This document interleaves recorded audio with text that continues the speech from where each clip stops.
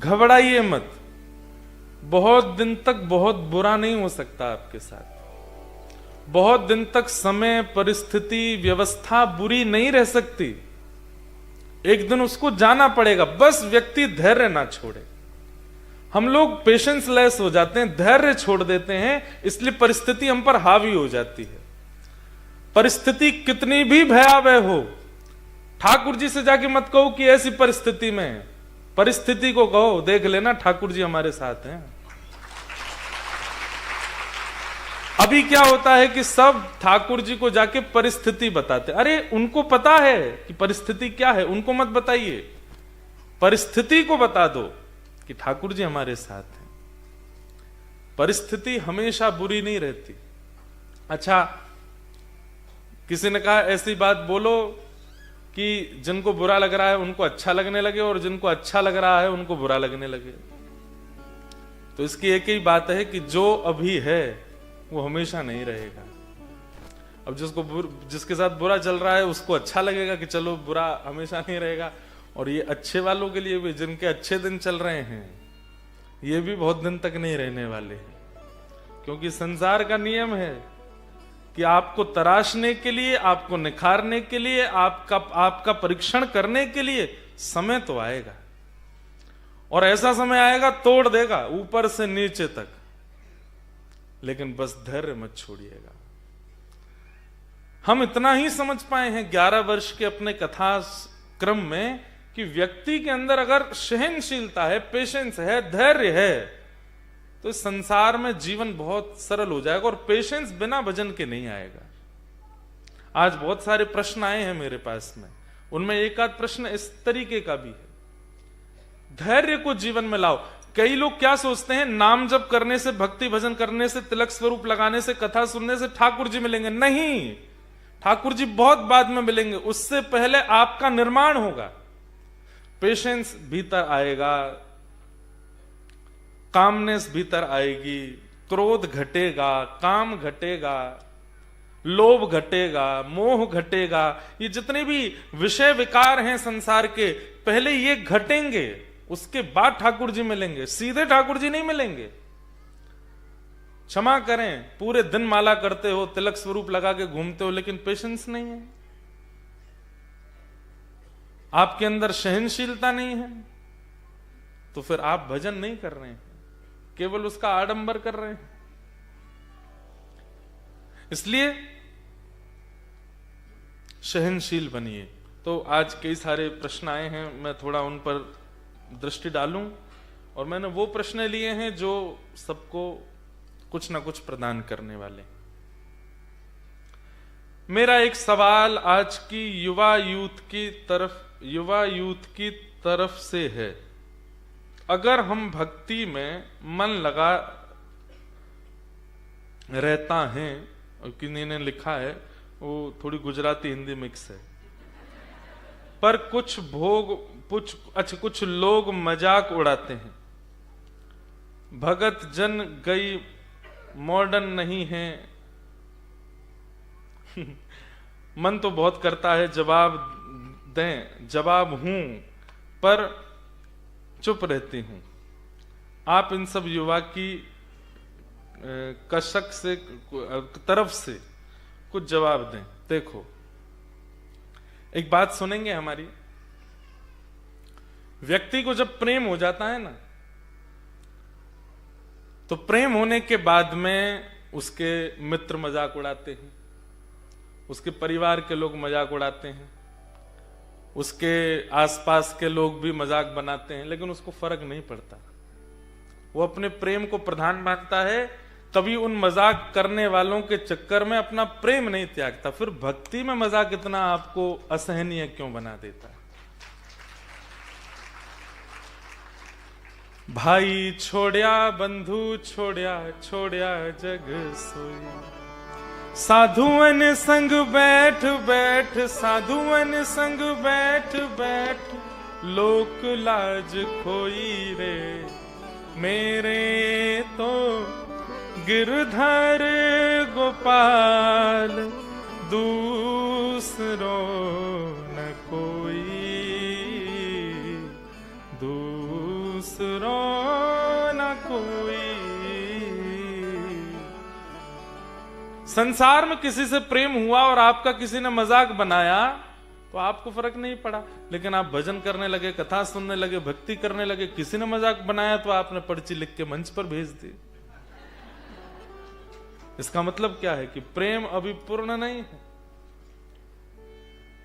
किन्हीं के पति सुंदर नहीं है, लेकिन विवाह के बाद भी पत्नी रह रही है। अब कोई उस पत्नी के मित्रगण में आए, तुम्हारे पति तो बड़े कार्य हैं, तुम्हारे पति तो ऐसे हैं। अरे उसका प्रेम है, वो सबको जवाब दे देती है, खबरदार कुछ नहीं कहना, मेरे पति देव।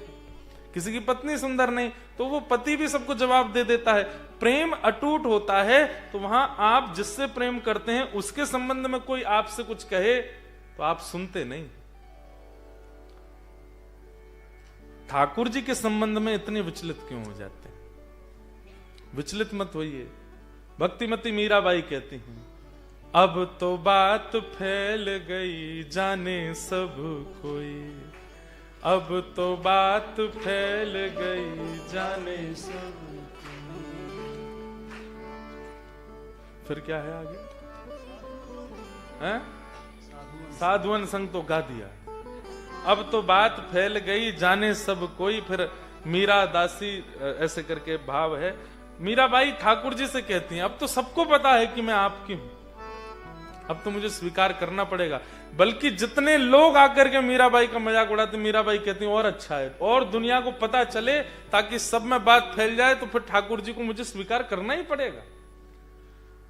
संसार के लोग मजाक बनाते हैं, संसार के लोग गलत बोलते हैं। हमको देखो, हम पूरे न्यूजीलैंड में धोती पहन के घूमते हैं, तिलक लगा के घूमते हैं, शिखा लहराते हुए घूमते हैं अपनी।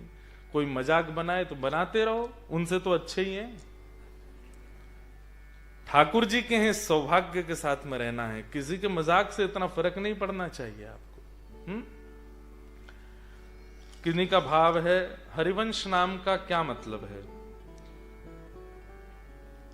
ह से हरि, र से राधा, व से वृंदावन, स से सहचरी गण, हरिवंश। हमारे हित हरिवंश महाप्रभु के हरिवंश नाम का यही अर्थ है। क्या केवल नाम जप से भगवान की प्राप्ति हो सकती है? अगर हां, तो फिर इंसान में स्वाभाविक रूप से यह रुचि क्यों विकसित नहीं होती? आत्मा क्यों परमात्मा से स्वतः मिलना नहीं चाहती? एक बात सुनिएगा, आत्मा तो विचलित ही रहती है। आप उसको न्यूजीलैंड घुमा के ला रहे हो, आप उसको ऑस्ट्रेलिया लेके जा रहे हो, आप उसको जो मन चाहे खिला रहे हो, आप उसको जो मन चाहे पहना रहे हो। बहुत ध्यान से सुनिएगा सब लोग। लेकिन फिर भी आपके मन में संतुष्टि नहीं आ रही है। इसका मतलब क्या है? वो विचलित है। किसी ने आपको कहा कि ये बहुत अच्छी ब्रांड आई है, इसके कपड़े पहनो, आपने पहनने शुरू कर दिए। क्या आपको बहुत संतोष हो जाता है? नहीं होता। उससे बढ़िया आता है तो वो पहनने का मन होता है। ये संतोष क्यों नहीं हो रहा है चित्त को? क्योंकि आपकी आत्मा कह रही है ये नहीं है मेरा, इससे मुझे नहीं होगा संतोष। पिज्जा खिला दो, बर्गर खिला दो, सैंडविच खिला दो, ये खिला दो, वो खिला दो, ऐसा पिला दो, यहां ले जाओ। आपकी आत्मा कभी संतुष्ट नहीं होती है, इसीलिए तो आप भटक रहे हो। लेकिन जो एक बार वृंदावन जाते हैं, सामान्य सी गूदड़ी पहन करके श्री राधा रमण राधा वल्लभ बिहारी जी को देख करके वहीं रुक जाते हैं, फिर वहां से जाने का मन नहीं होता। इसका मतलब क्या? आत्मा को ठौर मिल गई। आत्मा विचलित है, ये इस बात का प्रमाण है, इसीलिए भगा रही है सब जगह। जहां वो एक जगह रुक जाए, टिक जाए, वो फिर हिले ना, वो केवल श्री वृंदावन है। इसलिए आत्मा तो विचलनता का प्रभाव ही दे रही, आपको संकेत कर रही है। कभी ऐसी घड़ी पहनाओ, कभी यहां वाले ये पहनाओ, ये कराओ, सब में घुमाती है। क्यों? क्योंकि वो संतुष्ट नहीं हो पा रही। संतुष्टि तो उसको कथा से ही होती है। भगवान श्री कृष्ण गीता में कहते हैं, दो सबसे कठिन काम है संसार में। पहला काम, बिना किसी की सहायता के पढ़ना, बिना किसी टीचर के पढ़ना किसी भी नए विषय को, बहुत कठिन है। और दूसरा, बहुत देर तक मौन रह करके किसी और को सुनना। आप लोग 6:30 बजे से 9 बजे तक हमको मौन रह के सुनने वाले हैं। क्यों? क्योंकि आपकी आत्मा को यहां स्थिरता का अनुभव हो रहा है। आपकी आत्मा आपको संकेत कर रही है यही चाहिए था, यही चाहिए, इसी से ही मुझे संतोष होता है। फिर आपने कहा कि स्वाभाविक व्यक्ति नाम जप क्यों नहीं कर पाता? क्योंकि हमारे जो देह में, अब इसकी बहुत लंबी फिलॉसफी है, हमारे 25 तत्व हैं हमारे शरीर में, उसमें जो मन रूपी तत्व है ना, ये बहुत खतरनाक है। ये मन बड़ा चंचल है, कैसे तेरा भजन करूं, जितना इस समझाऊं उतना ही मचल जाए, राधे तेरे चरणों की। अगर धूल जो मिल जाए, सच कहता हूँ मेरी तकदीर बदल जाए, राधे रे। हम ठाकुर जी को प्राप्त करना चाहते हैं, हमारी आत्मा चाहती है, पर मन वाधक बनता है। श्रीमद् भागवत के कपिल विभूति संवाद में भगवान कपिल इस बात का उत्तर देते हुए कहते हैं, चेतः खलवस्य बंधाय रतम वा पुंस मुक्तये। हमारा चित्त जो है, हमारा मन जो है, ये बंधन का कारण है। और मन को बंधन मुक्त करने का एक ही तरीका है, क्या? आपके जीवन में एक सद्गुरु आ जाए, एक पथ प्रदर्शक आ जाए, एक हरी राह दिखाने वाला आ जाए, वो मन को लगा सकता है ठाकुर जी की ओर। नहीं तो ये मन भटकता ही रहेगा, आपकी आत्मा को कभी हरि नाम लेने नहीं देगा। इसलिए स्वाभाविक रूप से भगवान नाम प्रकट नहीं हो पाता। फिर अगला प्रश्न, आपसे 2 प्रश्न करना चाहते हैं। हमारी 1.5 साल पहले शादी हुई थी। महाराज जी मेरे पति अनुकूल हैं, वह मदिरा पान बहुत करते हैं। जब उन्होंने मेरे से शादी करनी थी तो बोलते थे कभी कभी, पर हंसो नहीं बेचारी, कोई परेशान है, आप हंस रहे हो। लेकिन आज के इस समय में वह मुझसे छिपकर और झूठ बोलकर बाहर रहते हैं घर से, और ये सब करते हैं। मुझे बहुत धोखे जैसा लगता है कि शादी करने के लिए उन्होंने और भी काफी कुछ बोला था, लेकिन वो सब झूठ था। मैं क्या करूं, मेरा मन अशांत है। दूसरा इनका भाव है, मैं भगवान में बहुत श्रद्धा भावना रखती हूं। मैं आज तक वृंदावन का दर्शन नहीं कर पाई, लेकिन मैं ठाकुर जी की कथा बहुत सुनती हूँ, भजन भी गाती हूँ, बहुत याद आती है और हर समय रोने का मन करता है। एक तो अपने शादी के कारण, दूसरा ठाकुर जी की याद के कारण। कृपा करके आप मुझे देखो। आपने कहा कि जो जीवन संगी हैं उन्होंने कुछ ऐसा कहा था और अब बिल्कुल वो मुकुर गए। अब इसके 2 पहलू हैं। एक पहलू तो ये कि आपको ठाकुर जी ने 1.5 वर्ष में ही संसार की वास्तविकता का अनुभव करा दिया कि यहां कोई अच्छा नहीं है, कोई ठीक नहीं है। नहीं तो महाराज जीवन निकल जाता है, ये सच्चाई ही पता नहीं चल पाती संसार की कि यहां पर कोई अपना है ही नहीं। लेकिन आपको 1.5 वर्ष में ये अनुभव तो हो गया कि चाहे वो परिवार के सन्निकट से सन्निकट व्यक्ति हों, चाहे वो कितना भी प्रेम दिखाने वाले व्यक्ति हों, अतिसंग रहने वाले भी हों, किसके अंदर किसके मन में कब कहां क्या चल रहा है आप नहीं जान सकते। इस बात का बोध ठाकुर जी ने आपको 1.5 वर्ष में करा दिया। नहीं तो लोगों के कितना जीवन निकल जाता। उसके बाद अभी भारत के ऐसे ऐसे किस्से हमारे पास में आते हैं, आपको बता देंगे तो आप घबरा जाओगे। 1.5 वर्ष में आपके पास में ये संदेश तो आ गया कि भाई अपना कोई नहीं। अब इसमें एक ही बात है, ठाकुर जी से प्रार्थना करो, उन्हें समझाने का प्रयास करो, मान जाए तो अच्छा, नहीं माने तो ठाकुर जी से निवेदन करो कि नाथ इनकी ये क्रिया छुड़वाइए। और तब भी नहीं माने तो आप एक कोई संकल्प मन में ले लीजिए। जैसे ये बात हमको कहां से आती है, भक्तमाल जी में एक अंगद जी नाम के भक्त हैं, उनके चरित्र आता है। अंगद जी की पत्नी ने अपने पति के किसी दुष्कर्म के कारण घूंघट कर लिया था और बोले मैं आपको मुंह ही नहीं दिखाऊंगी आज के बाद।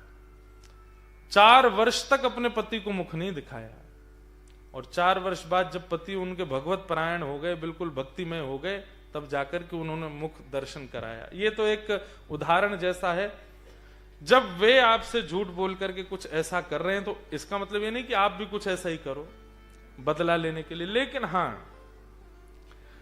कोई एक तो आपको ऐसा उनको करना पड़ेगा जिससे उनको फील हो कि नहीं ये ठीक नहीं है। आपकी कोई ऐसी वस्तु या ऐसी कोई भावना जो उनको बहुत प्रिय हो, उससे उनको थोड़ा वंचित रखो। जैसे बच्चे को फोन का बहुत एडिक्शन हो जाता है इंडिया में, यहां तो पता ही नहीं पेपर वेपर होते भी कि नहीं, बच्चों के पढ़ते भी हैं कि नहीं।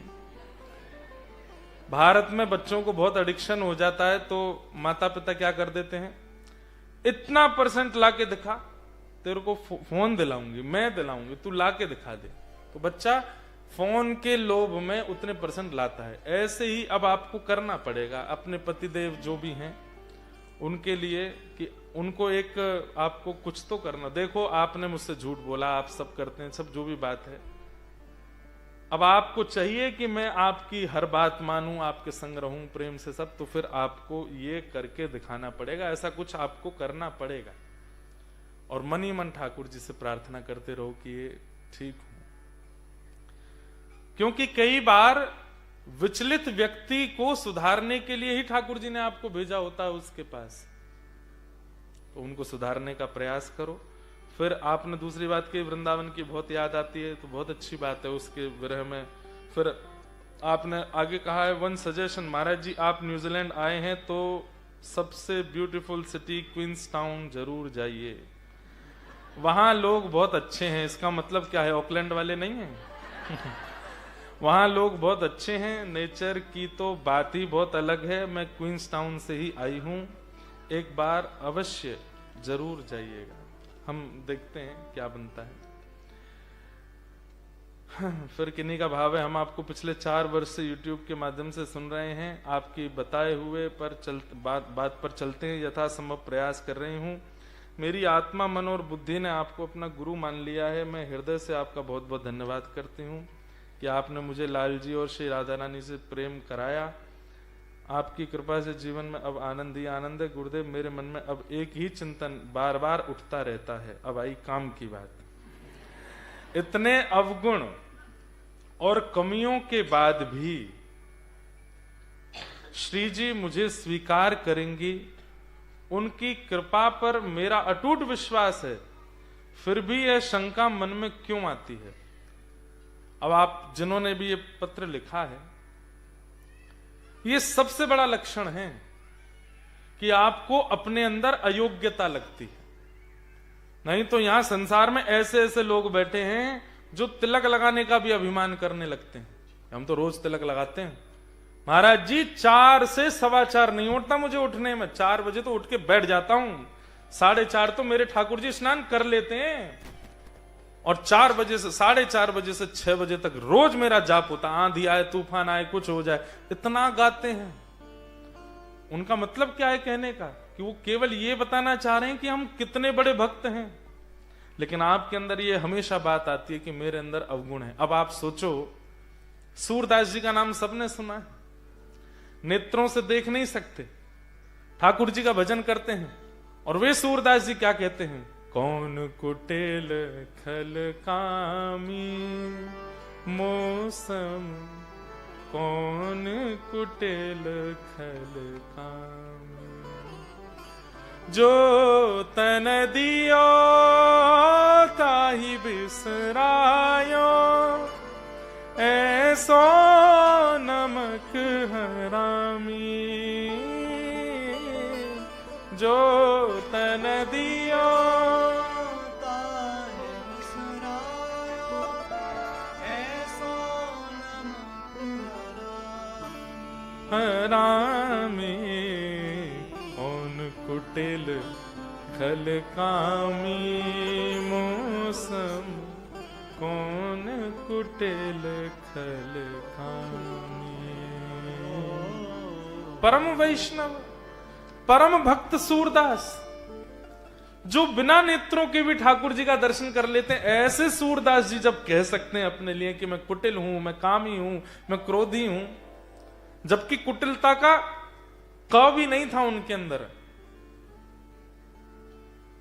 लेकिन फिर भी ठाकुर जी के आगे दीन बनना, ये दीनता आवश्यक है। इससे अभिमान मत करना जिन्होंने भी ये पत्र लिखा है, परंतु ये बहुत आवश्यक है। भक्ति में सदैव अपने आप को यही मानिए कि मैं तो कुछ करता ही नहीं हूं, मेरी तो योग्यता ही नहीं है। हमारे पूज्य गुरुदेव भगवान पिताजी महाराज एक पंक्ति गाते हैं, बहुत ध्यान से सुनिएगा।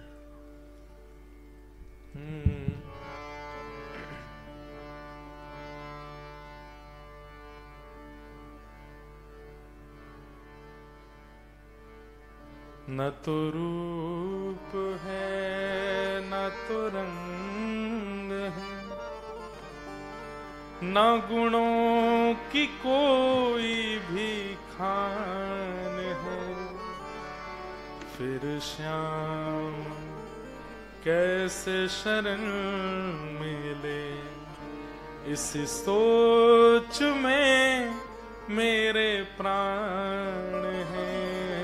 न तो रूप है न तो रंग है, शब्द सुनिए कितने सुंदर हैं। ना गुणों की ना मैं रूपवान हूं, ना मेरे अंदर कोई गुण है, फिर श्याम मुझे स्वीकार कैसे करेंगे। इसी सोच में मेरे प्राण है, ना तो रूप है ना तो रंग। और फिर अगली पंक्ति अंतरे में कहते हैं, नफरत है जिनसे उन्हें सदा, उन्हीं अब गुणों में मैं हूँ बधा।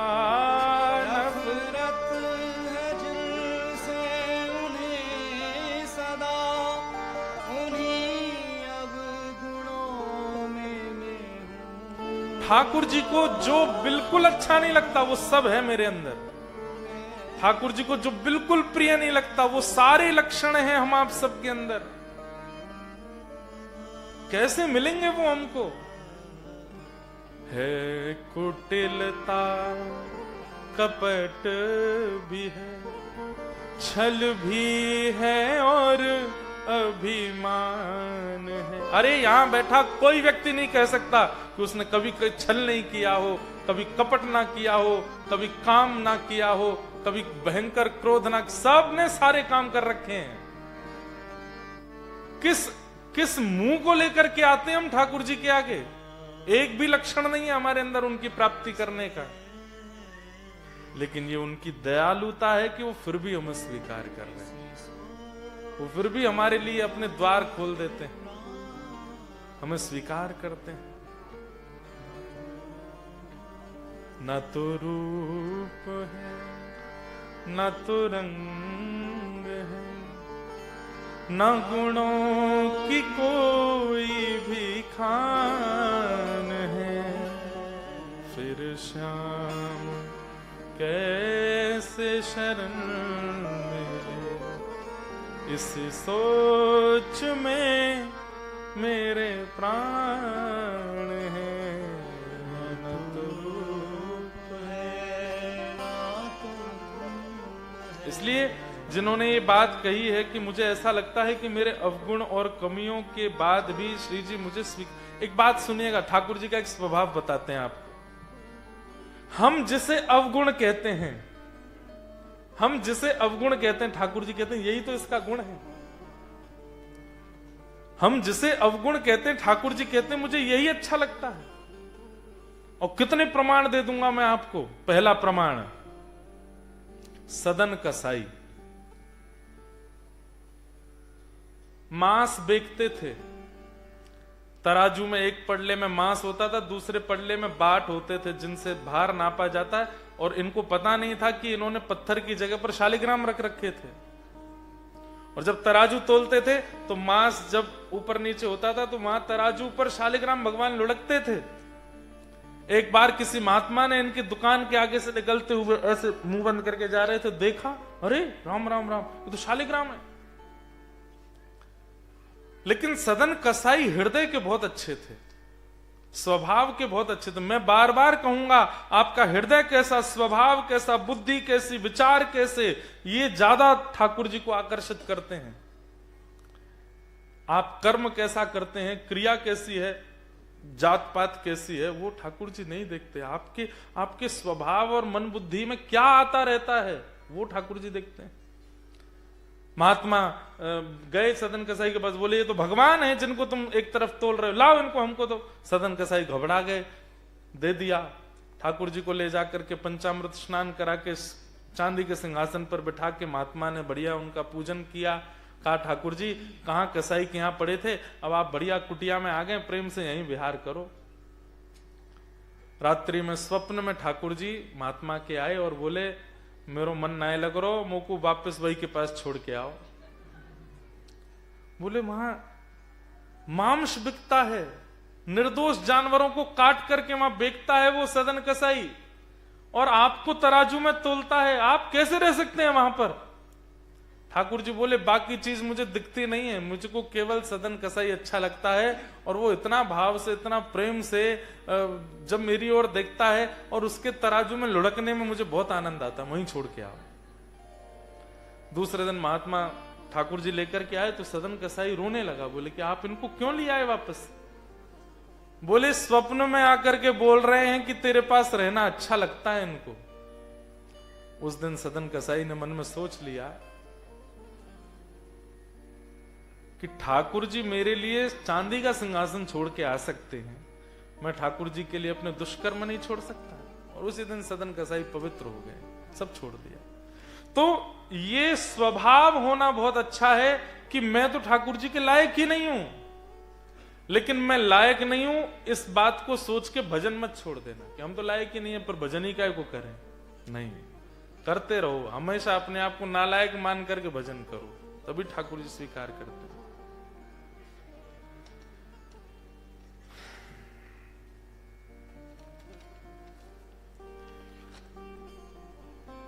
अब देखो, एक बहन जी ने तो लिखा कि हमारे पतिदेव ने झूठ बोल करके ऐसा ऐसा किया। एक कोई पतिदेव हैं, उन्होंने तो यहां क्षमा मांगी है पूरी कि मैंने बहुत गलत कर्म करे हैं, मेरी पत्नी मेरे बच्चे सब परेशान हैं, हे महाराज जी आप कृपा करके मुझे बताओ मैं क्या करूं। गलती को स्वीकार कर लीजिए और जो उचित दंड ठाकुर जी कर्म और आपकी गृहिणी निश्चित करे उसको स्वीकार करो।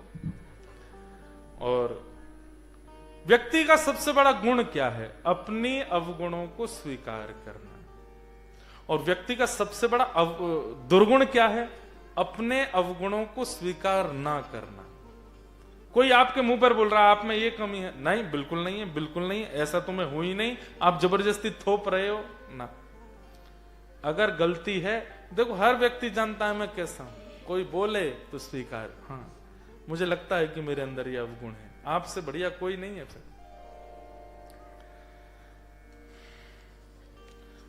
इस प्रकार कई प्रश्न हैं, सबको मैं प्रणाम करते हैं। फिर एक भैया ने और एक बात कही है कि मुझे न्यूजीलैंड आए हुए 2 साल हो गए, शुरू में मैं बहुत काम था,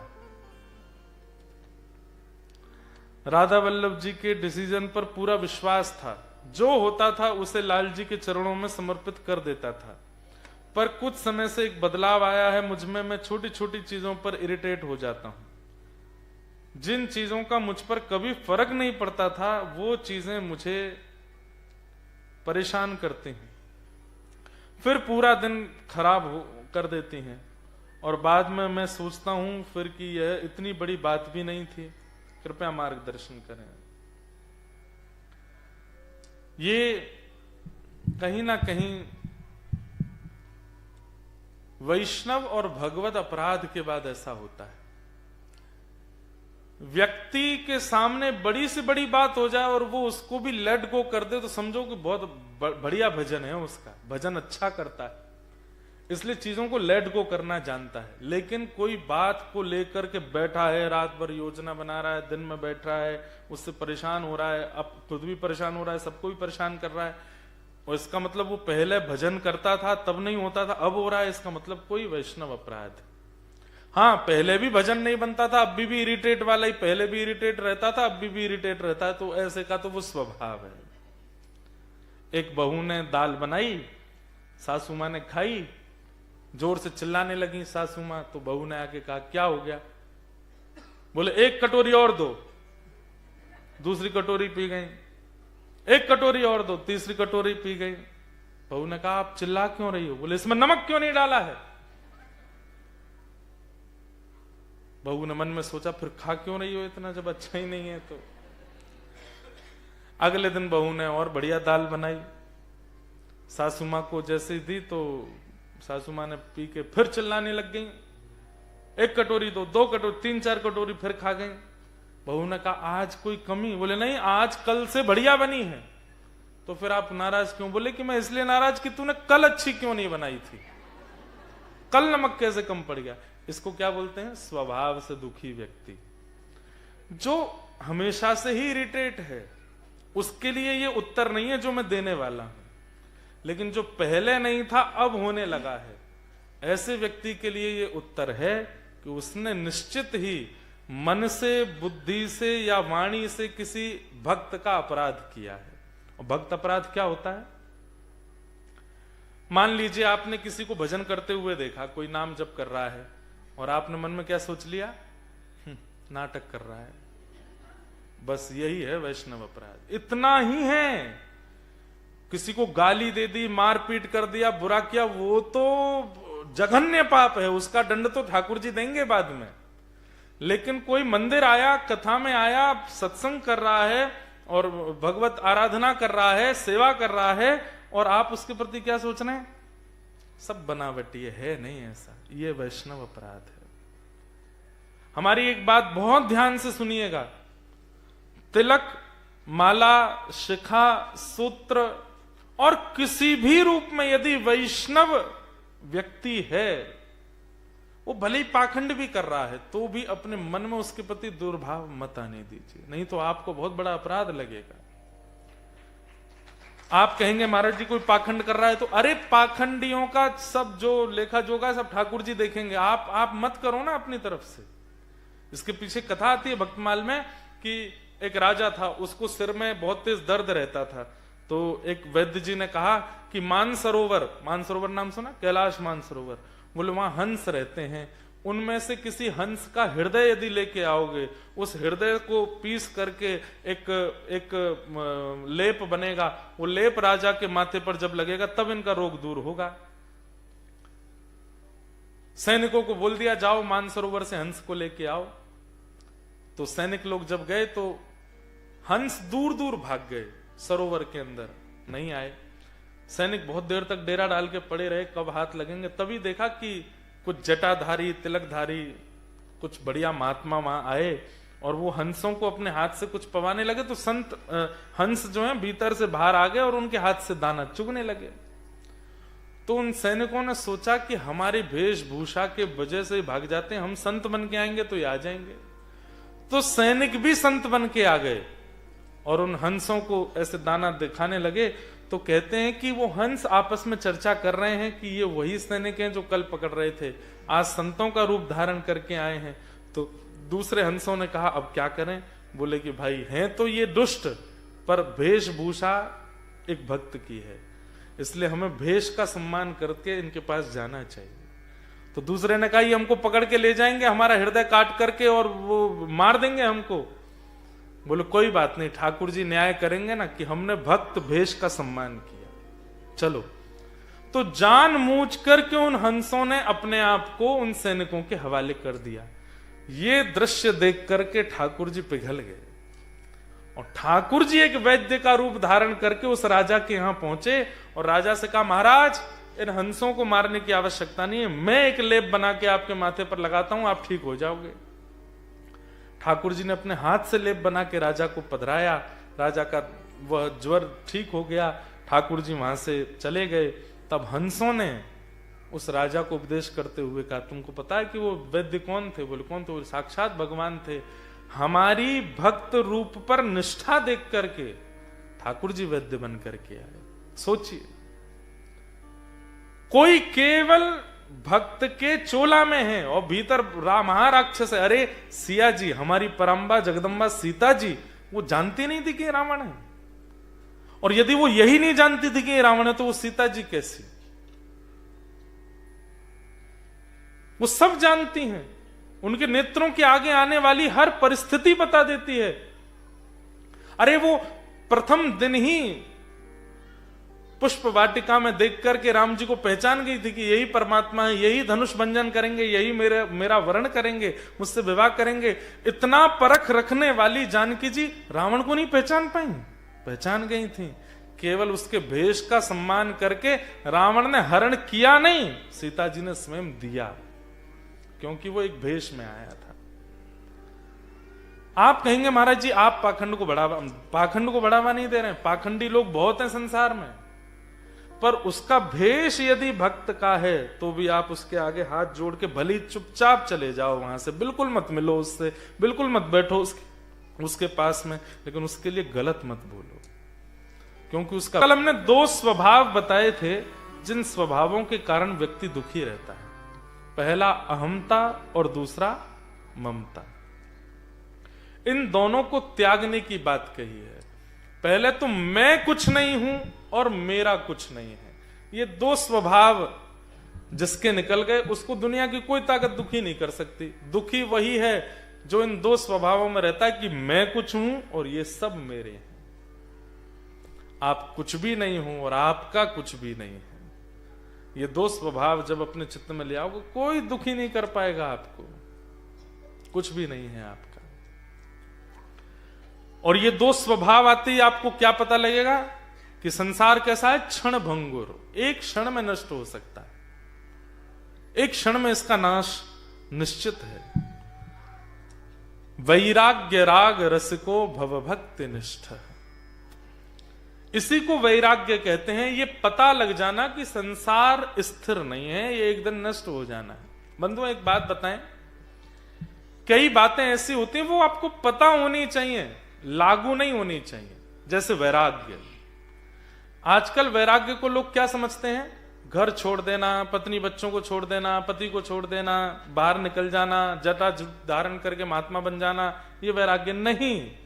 वैराग्य का मतलब है सबके बीच में रहते हुए भी किसी में आसक्त ना होना, ये वैराग्य है।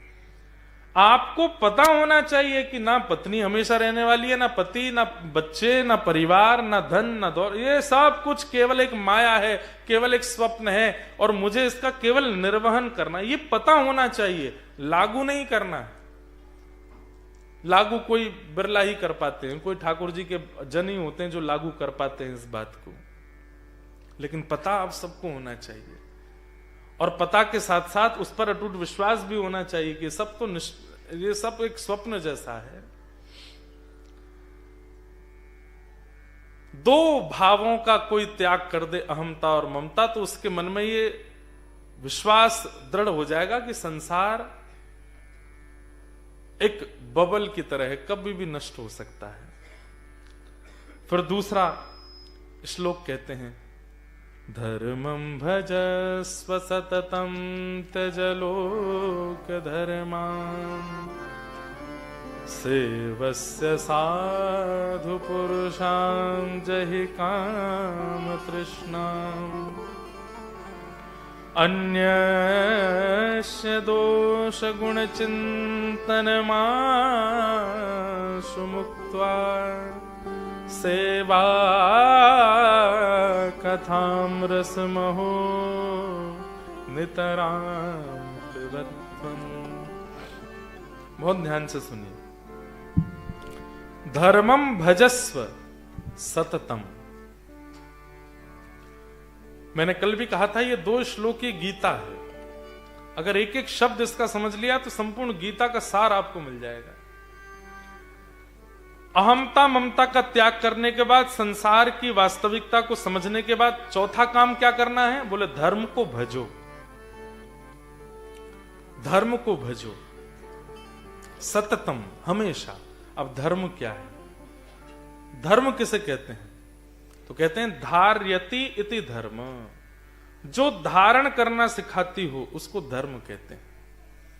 जिसमें धारण करने की क्षमता हो उसको धर्म कहते हैं। जो बिखेर दे, जो नष्ट कर दे, जो सबको अस्थिर कर दे, वो अधर्म है। और जो सबको संजो दे, धारण कर ले, वो धर्म है। बहुत सिंपल सी व्याख्या है धर्म की। धर्मम भजस्व सत्यम, वो क्रिया करो जिससे सब संभल जाए, वो क्रिया करो जिससे आप स्थिर हो जाओ, वो क्रिया करो जिससे आप अस्थिर ना रह पाओ। धर्मम भजस्व सततम। और किसका त्याग करो? बोले त्यज लोक धर्मान, लोक धर्म का त्याग करो। लोक धर्म किसको कहते हैं? अब कहने में थोड़ी अटपटी बात है। बुआ जी, चाचा जी, ताई जी, ताऊ जी, जीजा जी, फूफा जी, एवं संसार में ये मेरे फ्रेंड हैं, मित्र हैं, ये बहुत धनवान हैं, इनसे बना के रखनी है, आदि आदि। इन सबको खुश करने के लिए जो हम कर्म करते हैं उसको लोक धर्म कहते हैं। कई लोग हैं उनका जीवन लोक धर्म में ही चलता है। बच्चों से कहेंगे वो आ रहे हैं ना, घर पे आ रहे हैं आज, बोले हाँ, उनको ऐसे प्रणाम करना, दंडवत। जाते जाते $200 तो दे ही जाएंगे। अच्छा एक बात बताए, ये विनोद की बात है।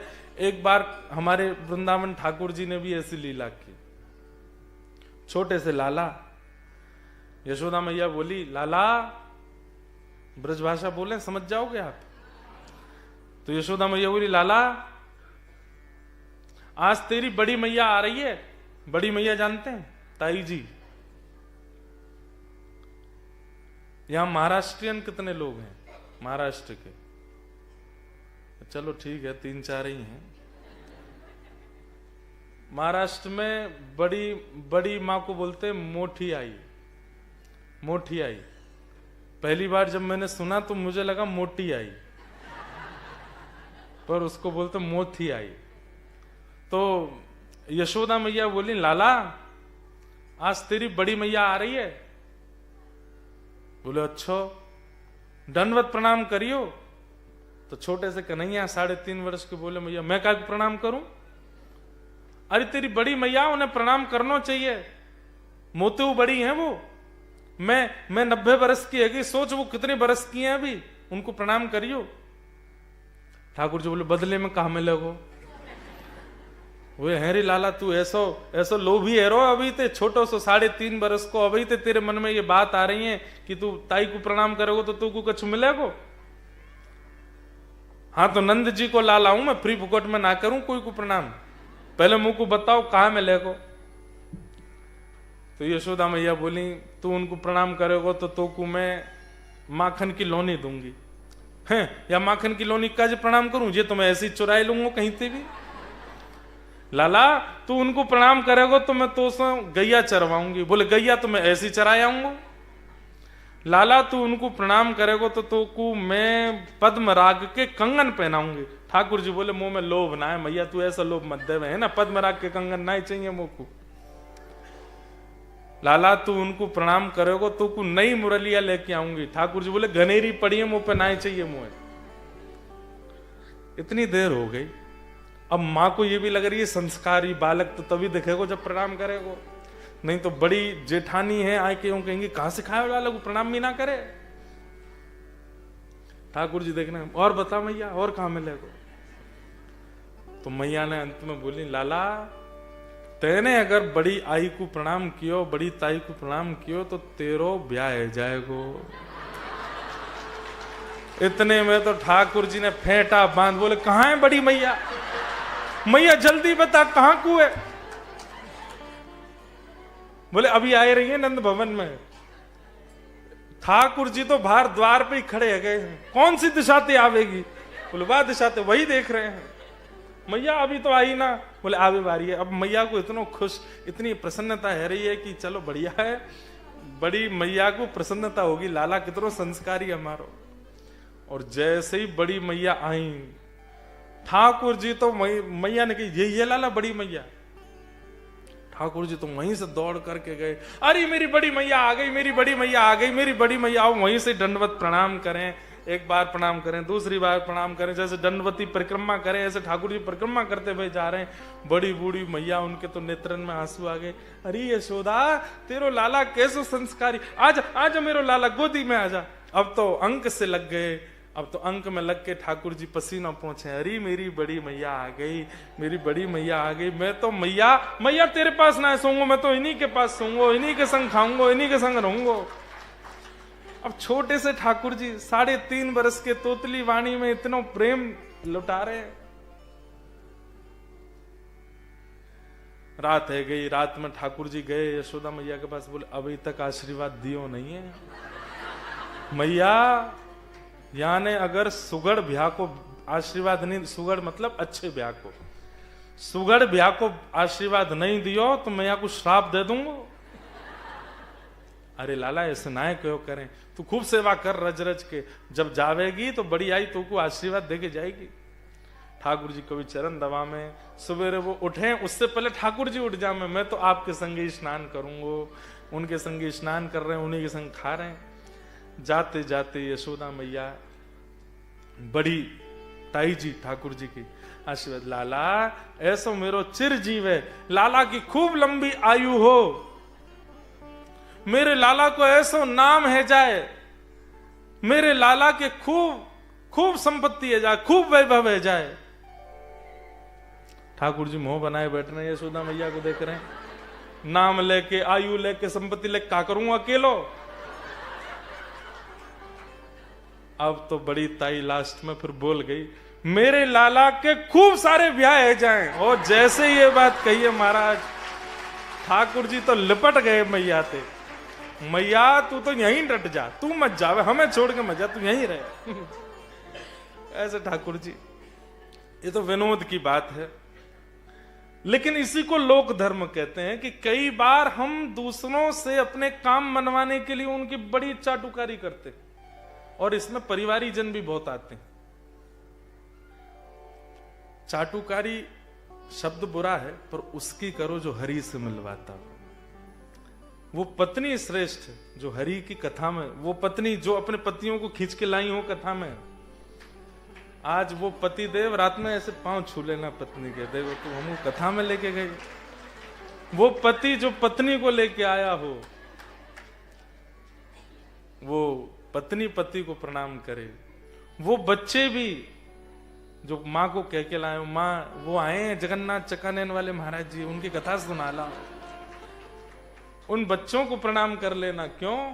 हरि से मिलाने वाले के समीप जो ले जाए उसकी चाटुकारी करो, वो धर्म बन जाएगा, वो धर्म बन जाएगा। जो ठीक है, अब हमको भी बहुत लोग घुमा रहे हैं न्यूजीलैंड में, इधर घूमो इधर घूमो इधर करो, हम भी खूब आनंद कर रहे हैं, लेकिन घूम फिर के अंत तो गत्वा गति क्या है? ठाकुर जी ही हैं। लेकिन आपको दुनिया भर का प्रलोभन देते हो, ये वाली पी के देखो, ऐसा वाला खा के देखो, यहाँ पे नाच के देखो, ये करके। कई बार तो सत्य बता रहे हैं, संसार में ऐसे ऐसे काम होने लग गए हैं कि सुनकर के लगता है सच में ये सब भी होता है यहाँ पे। ये दुनिया के ऐशो आराम का प्रलोभन देने वालों की चाटुकारी नहीं करनी है।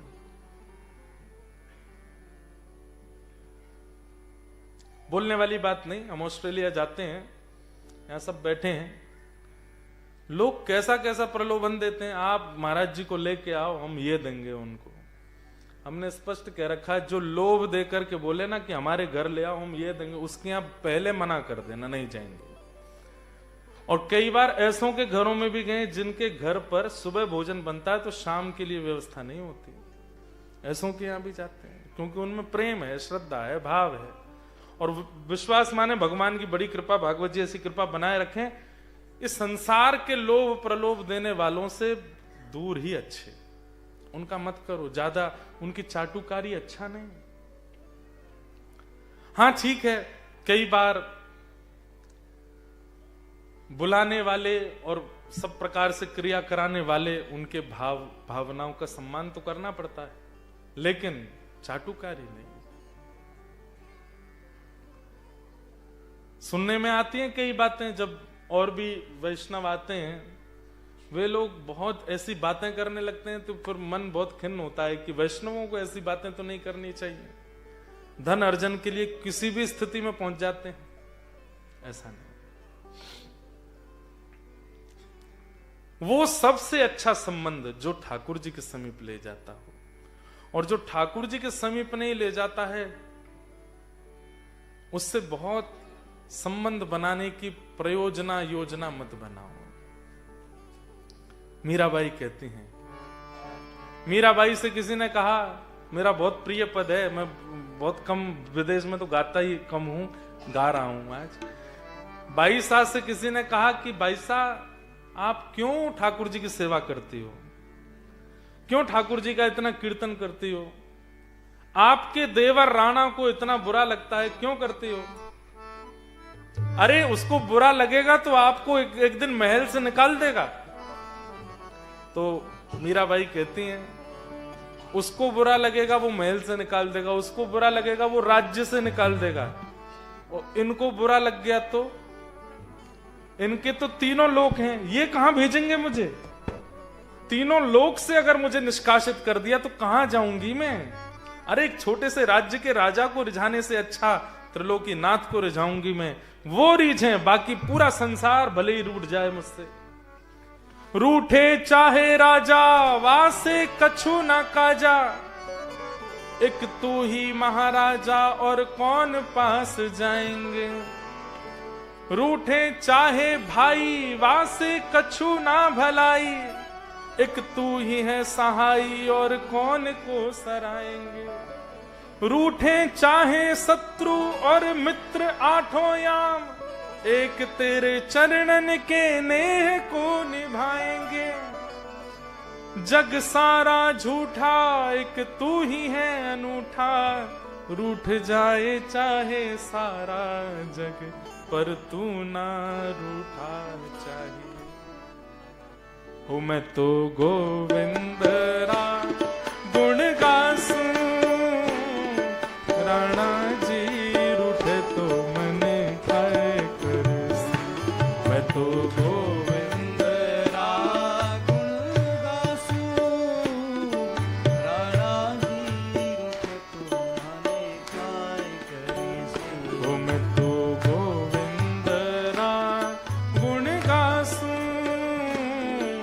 राणा जी रूठे तो मने खाए करसी। राजस्थानी भाषा है, करताल बजा के गाओ।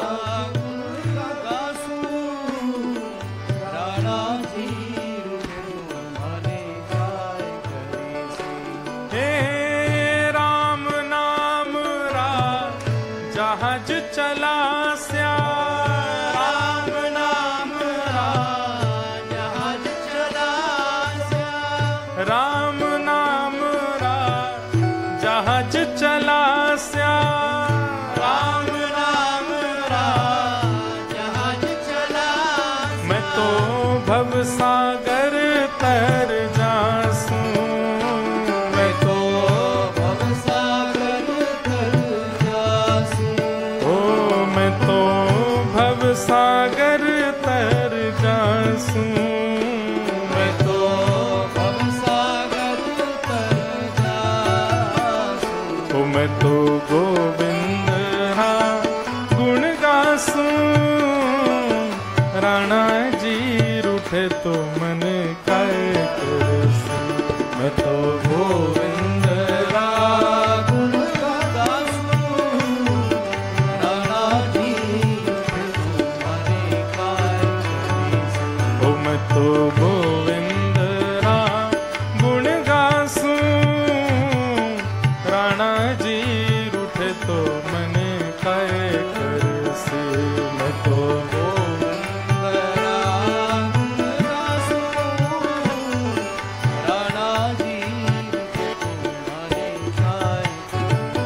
हो बाला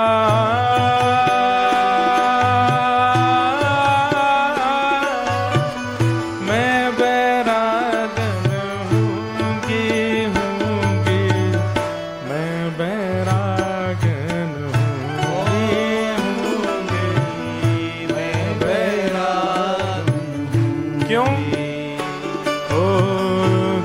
भेषा मेरो सावरो रीझे, जिन भेषा मेरो सावरो रीझे, ओ जिन भेषा मेरो गिरधर रीझे, जिन भेषा मेरो गिरधर रीझे, मैं सो ही भेष धरूंगी हो, मैं तो सो ही भेष धरूंगी, हाँ मैं तो सो ही वेश धरूंगी हो, मैं तो सो ही भेष धरूंगी। अरे हाँ मैं बैरागन होऊंगी, मैं बैराग हाँ होऊंगी, मैं बैरागन होऊंगी, मैं बैराग। श्री राधा गिरधर लाल की।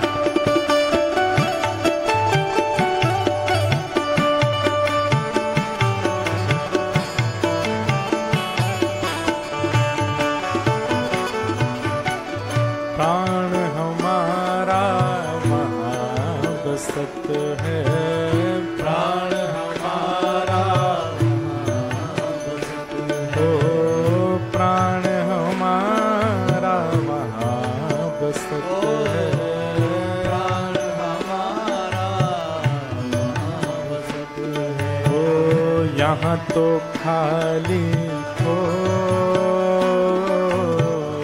यहाँ तो खाली हो, मात पिता परिवार सोई है, मात पिता परिवार सोई है, मात पिता परिवार सोई है, मात पिता परिवार सोई है। ओ कहिए तिनका तोड़ बाला, कहिए तिनका तो, हाँ बाला कहिए तिनका तोड़ बाला, कहिए तिनका तो, अरे हाँ मैं बैरागन होंगी, मैं बैराग हाँ होंगी, मैं बैरागन होंगी, मैं बैराग हो बाला,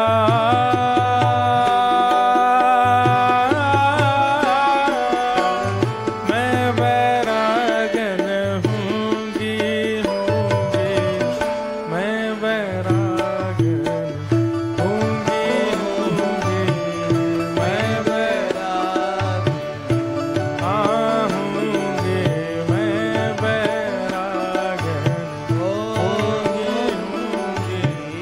मैं बैराग मीरा के प्रभु गिरधर नागर, मीरा के प्रभु गिरधर नागर, मीरा के प्रभु गिरधर नागर, मीरा के प्रभु गिरधर नागर, मैं तो निरख परख गुण गासूं, मैं तो निरख परख गुण गासूं, ओ मैं तो निरख परख गुण गासूं, मैं तो निरख परख गुण गासूं।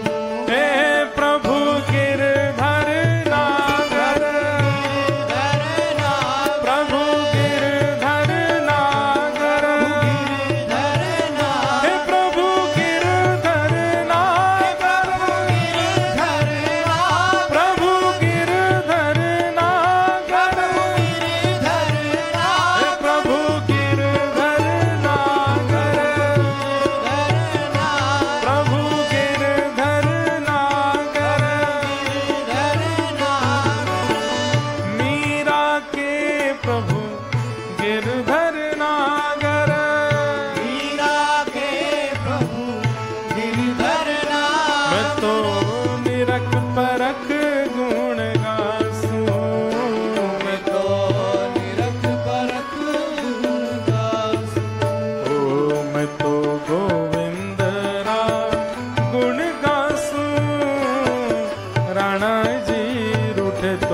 माने काय कर सेवको।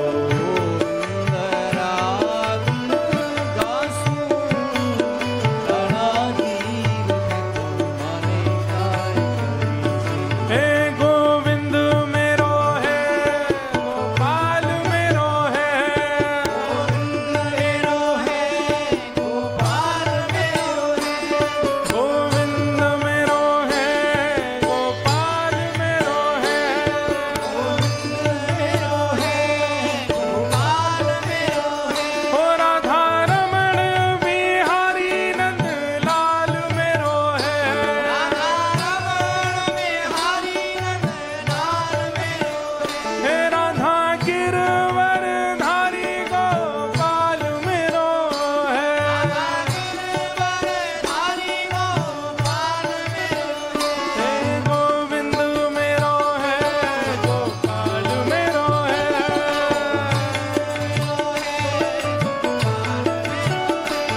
गोविंद मेरो है, गोपाल मेरो है, मेरो है, गोपाल मेरो है, हे गोविंद मेरो है, गोपाल मेरो है, मेरो है, गोपाल मेरो हे गोविंद मेरो है, गोपाल मेरो है, गोविंद मेरो है, गोपाल मेरो है, राधा वल्लभ बिहारी नंद लाल मेरो है,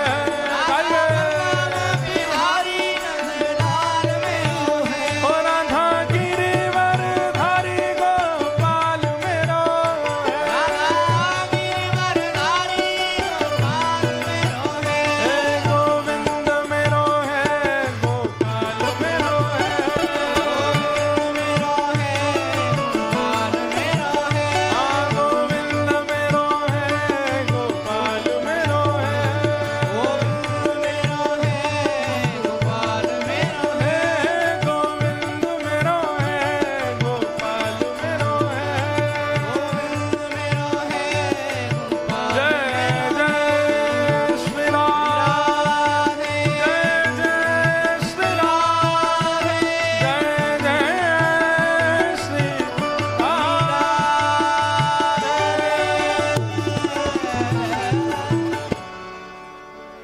जिन भेषा मेरो सावरो रीझे, जिन भेषा मेरो सावरी है, मैं सो ही भेष धरूंगी हो, मैं सोही वेश धरूंगी, अरे हाँ